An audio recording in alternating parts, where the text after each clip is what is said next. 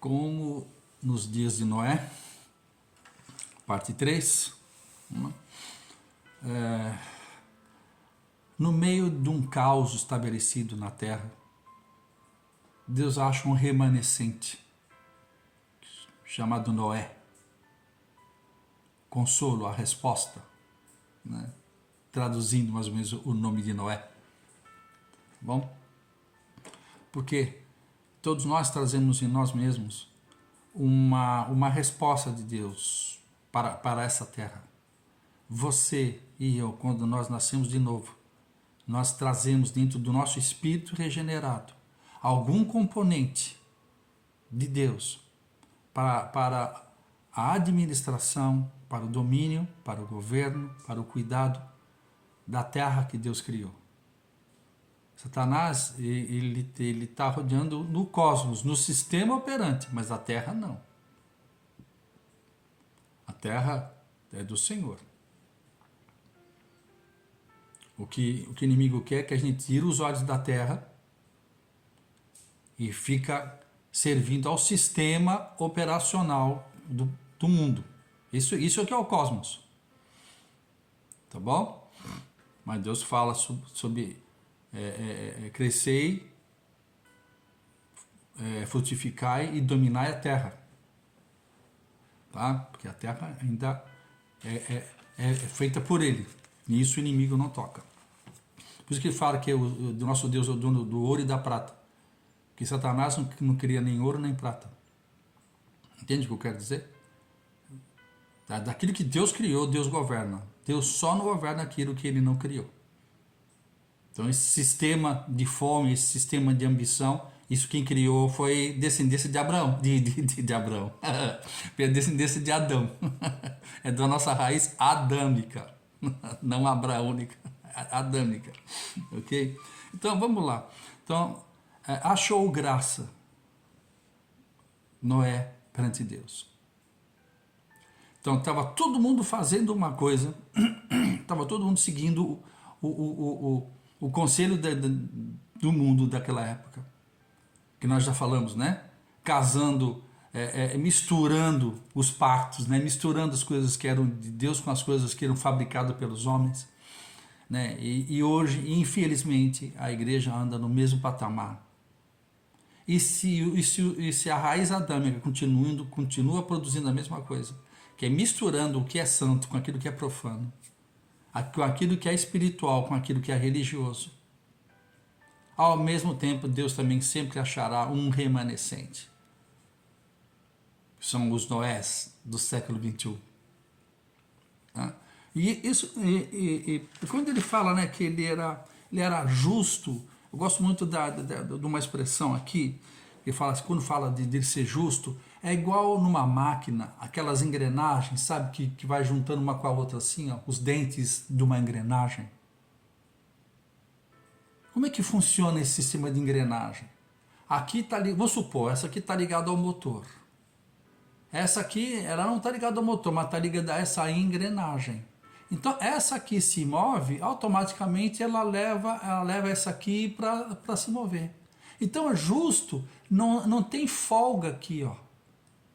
Deus se move, que é o nosso motor, e nós nos movemos junto com Ele.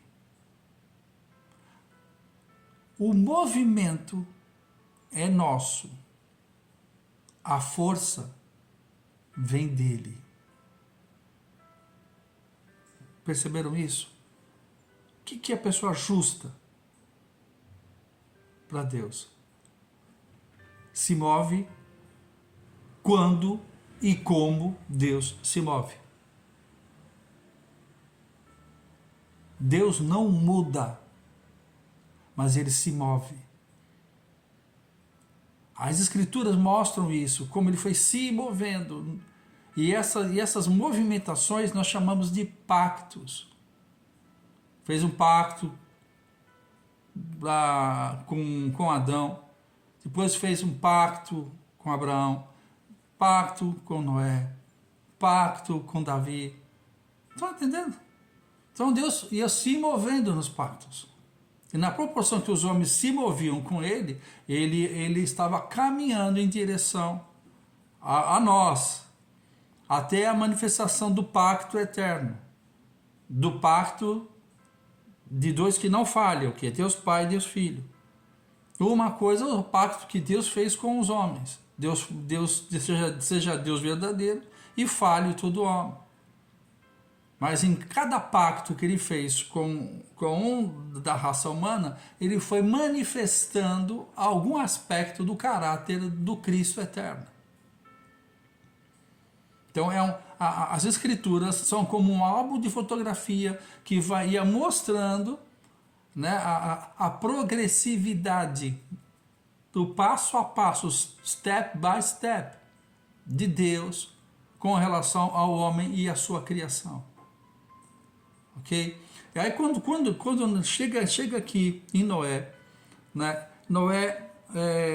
quando fala, né, que Noé andava com Deus, é interessante, né, essa expressão andava com Deus, Deus usava isso com quem? Com Enoque.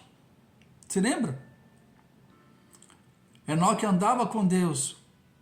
Deus se agradou de Enoque e já não era mais. Ele arrebatou Enoque.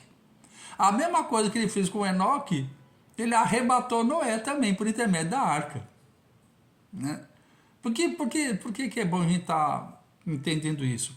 Porque se você estiver andando, não segundo o sistema religioso, mas segundo o coração de Deus, Deus vai olhar para você e vai retirar você do sistema religioso, ele vai arrebatar você, ele vai libertar você desse sistema religioso, e vai colocar você parâmetros e comportamentos e frutos eternos na sua vida.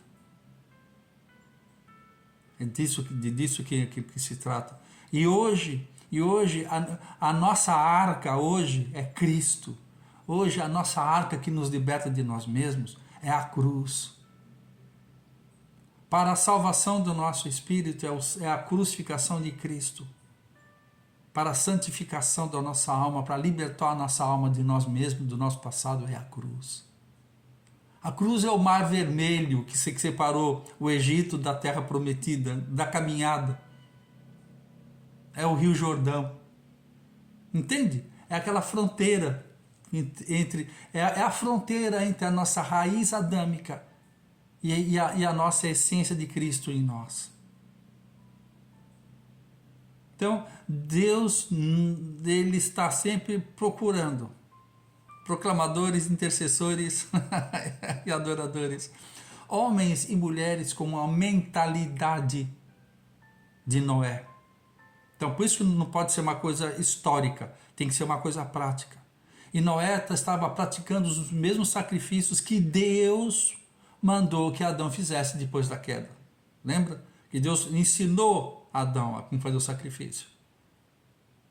Que era um justo, um cordeirinho justo morrendo pela minha injustiça. É um justo morrendo pelo injusto. É um justo morrendo pelo injusto.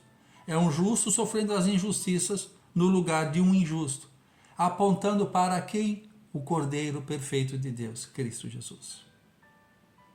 Que um dia o Cordeiro mais do que perfeito morreria por mim, imperfeito, e eu morreria com ele na fé da transcendência de com ele, pelo Espírito de Deus, alcanço o que é ressurreição.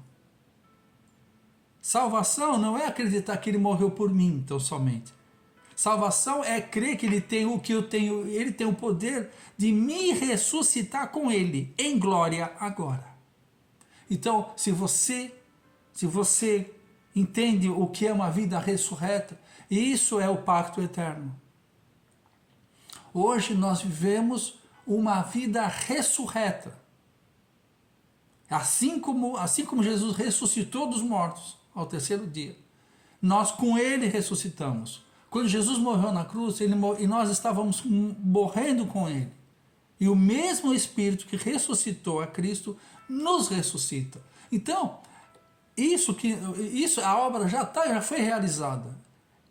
A evangelizar é só notificar a humanidade a respeito dessa obra. Ok? Minha página, hein? Tex Teixeira lá no YouTube. Tchau. Amém, papai. Glória a Deus.